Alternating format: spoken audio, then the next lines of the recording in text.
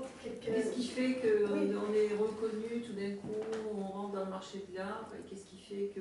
C'est ça qui est très compliqué dans le milieu des gens qui sont dans le monde de l'art. Il y avait par exemple Basquiat qui était inconnu, qui faisait des graffitis à New York sur les murs.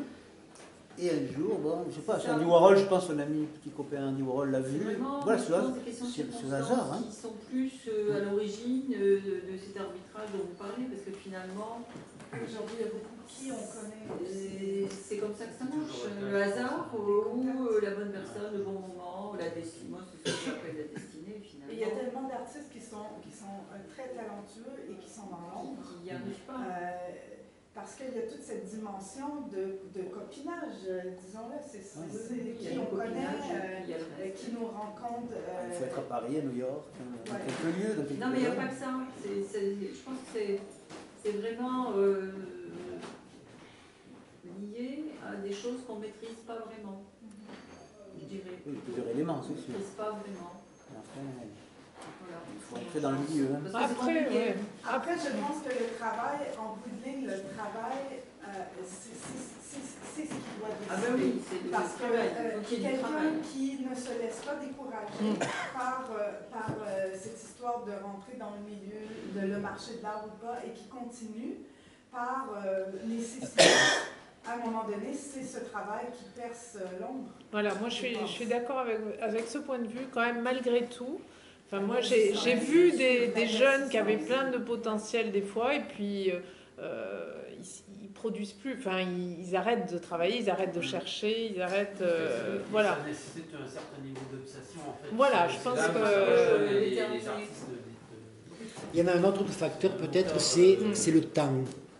On vit une époque de l'immédiateté, avec la révolution numérique, en plus qui accentue encore cette accélération, etc. Et où, finalement, il faudrait... tout va très vite aujourd'hui. Tout va très vite. D'abord, restons sur l'art contemporain puisqu'on est une exposition de peinture, mais tout va très vite. Les FIAC, les biennales se succèdent partout dans le monde à une vitesse hallucinante, etc. Et alors que la reconnaissance, finalement, appelons-le comme ça, c'est quelque chose qui se construit dans le temps. Pierre Soulages n'est pas devenu Pierre Soulages quand il a fait son premier tableau dans les années 30. C'est pas vrai. Il y a toute étrangement, le milieu est fait d'une façon où ça va encourager beaucoup les artistes de la relève. Et à un moment où les artistes ont besoin de soutien, c'est là où on les laisse tomber. Donc c'est quand même... c'est très intéressant, en quelque part, comment on fonctionne dans le système. Mais le système ne s'intéresse pas à l'art, il s'intéresse à l'argent et à la gloire. Voilà. Donc le critère, c'est pas l'art. Là, on s'en fout.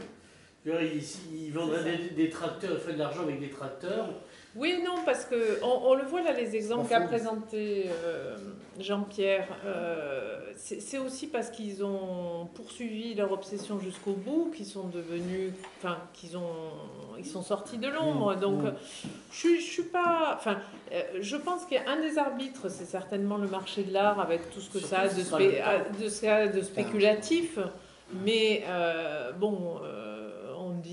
On dit que les artistes chinois aujourd'hui, parce que les Chinois achètent du chinois et que comme ils sont beaucoup plus nombreux que nous, faut monter la côte. On a dit ça sur des artistes américains à un moment, ça n'empêche pas quand même des artistes européens d'émerger. Bon.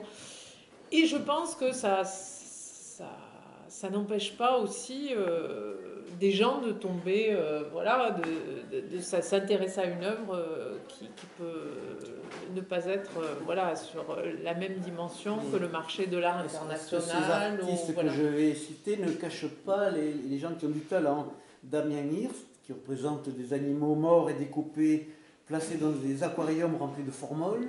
Bon, est-ce que c'est de l'art? Kiki Smith compose de grosses bouteilles avec des étiquettes sur lesquelles on peut lire vomi, salive, sperme, sang, diarrhée, pu, lait, larmes. Est-ce que c'est de l'art? Bernard Lavier, qui repeint en blanc sans cesse un frigidaire blanc et installe dessus un gros caillou. Ça vaut quand même 900 000 euros. Et acheté par la galerie d'Yvon Lambert. Bon, Jeff Koons, bien sûr. Hein, et l'artiste Wayne Delvoye qui expose sa machine. Wim Devoy. Sa Excuse-moi. machine à excréments. Et Marc Carty qui a Mais décrit tu vois, la moi chronique. j'aime beaucoup Devoy, donc je C'est- vais c'est- pas. C'est un peu scandaleux, je trouve. Mais C'est un vrai faux débat parce que oui, je il n'y pense. a pas de limite. Le marché Et de l'art puis après fonctionne tout, de telle oui. manière qu'effectivement, il n'y a strictement La définition de l'art, on cherche. aucune limite. Mais non, mais la définition de l'art, tu n'as pas plus d'une définition de l'art au XVIe siècle que tu ne l'as au XXe.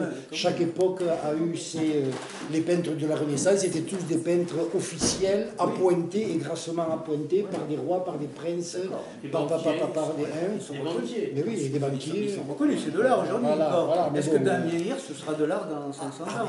le temps, ce que je disais, l'arbitre, quelque part, c'est aussi le facteur temps, quoi. Voilà. Le temps. Mais, Oui, Dans 10 ans, je suis on pas dit- sûre. Enfin, c'est vrai que dans les artistes que tu as cités, moi, il y en a, ça me plaît pas plus que ça. Il y en a d'autres qui me plaisent. Et bon, peu importe s'il y a des gens qui veulent mettre des millions dans un frigidaire peint et repeint par Rabier, si ça leur plaît. Non, mais c'est pas plus absurde. C'est des placements Oui, financiers. mais maintenant, c'est pas ce que de- j'allais dire. C'est pas plus la beauté. absurde que acheter, j'en sais rien, moi, une île aux Bahamas ou. L'avantage d'une île, c'est que c'est une île. Non, mais C'est comme une Volkswagen, Mais ça reste une je Volkswagen. pense que ça touche une autre dimension. C'est un marché spéculatif comme tous les marchés, comme on peut spéculer sur la pomme de terre, Mais en fait, pétrole. le marché de l'art ne peut tenir qu'avec ce type de société. Demain, cette société-là, ce type de civilisation s'écroule. Mais je suis cet pas art-là ne vaut plus sûre. rien. Moi, je suis pas sûre que ça représente tout le marché de l'art pour autant. Et je pense qu'il faut, éviter enfin, je pense que effectivement ça occulte certains débats, mais que les débats sont peut-être ailleurs. Et c'est vrai que ce dont on a débattu ce soir, à mon avis, c'est Le marché de l'art est sur Picasso, sur les grands artistes reconnus aussi, bien sûr. Hein. Une question générationnelle aussi. À chaque génération, il y a une tendance d'artistes qui vont être supportés. Et à Oui, notre époque, aujourd'hui, c'est autre chose. Est-ce qu'on n'a pas voulu nous les imposer? C'est-à-dire qu'on les aurait jamais. Moi, voir un veau dans un aquarium de Formol, je ne serais jamais allé le voir. Mais on nous l'impose, je pense. Les médias, les galeries. Ah oui, voilà, Hein mais voilà, parce que c'est... Mais peut-être qu'on ne te l'aurait pas imposé, tu aurais été le voir par curiosité. Oui, c'est provocateur. C'est la provocation. Alors que là, tu t'obliges à ne pas aller le voir Comme la par société du esprit spectacle. de rébellion. tu sais, on peut dire à ce comme-là, au XVIe siècle, à Florence, on imposait les fresques de Michel-Ange. Il y en avait partout. Il n'y avait pas une église sans une fresque de Michel-Ange.